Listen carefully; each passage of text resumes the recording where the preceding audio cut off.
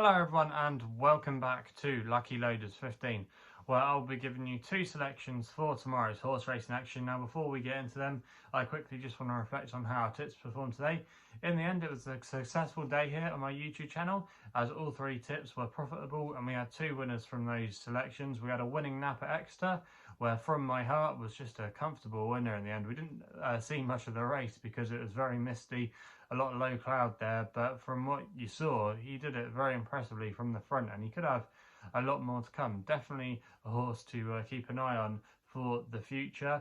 Also as well, we had a winning next best at Newcastle as Desert Golf, who was a bit weak in the market, you have to say, went off final SP in the end of 15-2. He came with a wet sail in the closing stages and was just able to get up on the line, so that was a good result for us there.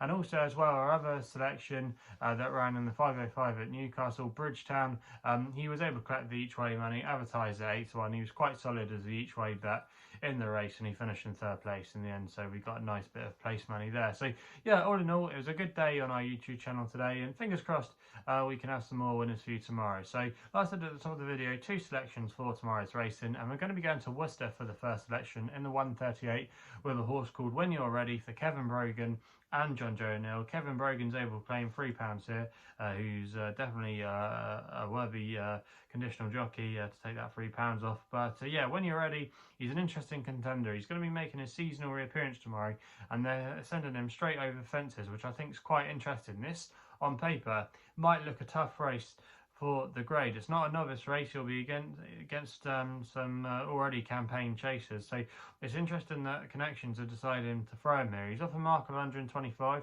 which I think is quite workable. He ran off similar marks over hurdles where he was very progressive last season, and it's just interesting that they haven't decided to go novice chasing with him or start him off in a novice handicap chase. It's really interesting. Like I say, they're coming here, and this horse, like I say, he was very progressive last season, and I just think he has a race in him off his current mark, and he could be slightly better.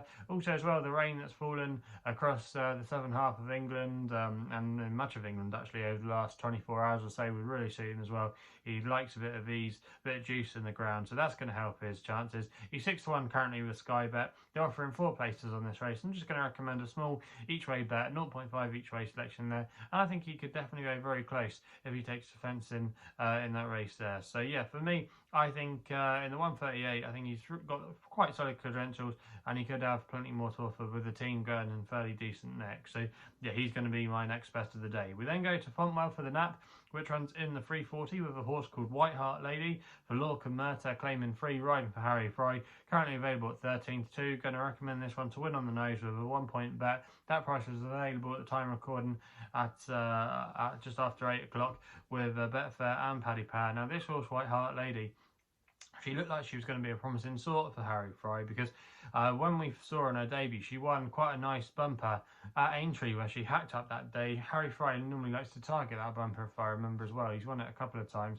and she really did look impressive that day. Afterwards, she was a little bit disappointing. She ran okay in some pattern company bumpers, but then when she went novice hurdling, she really didn't show that much. She was well fancied on a few occasions in some decent mares novice hurdles, but for some reason she just struggled. 1 or 2 times there was a couple of glimmers of hopes, but really you have to say on the whole things didn't quite go to plan. I think they definitely thought they had a mare that could be definitely running in some like those listed novice mares hurdles, you know, like they thought that they had a mare that would be competing at that level. She wasn't able to. However, she's going to be making her reappearance tomorrow, a seasonal reappearance off a mark of 85, and I think what she showed on in her bumper form, she's definitely capable of defying this mark of 85. This is a pretty weak race, and she won't mind the soft ground as well.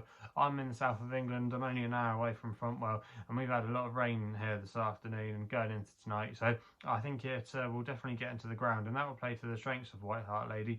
Also as well, Harry Fry's team, they haven't been maybe as predominant as they would have been over the last couple of seasons, but there has been signs that the yard are just starting to click into gear. This is a time of year that they normally do quite well. Their last runner was a winner, and some of the other horses that haven't been winning have been finishing in second place.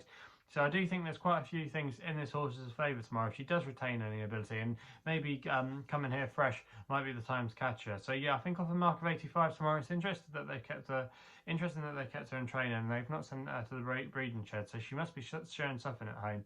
And yeah, for me, I think White Hart Lady at 13-2, I'm going to take a chance there. But like I say, she could come with a couple of risks attached. But like I say, she's retains any of that bumper form, she's definitely got to be better than a mark of 85.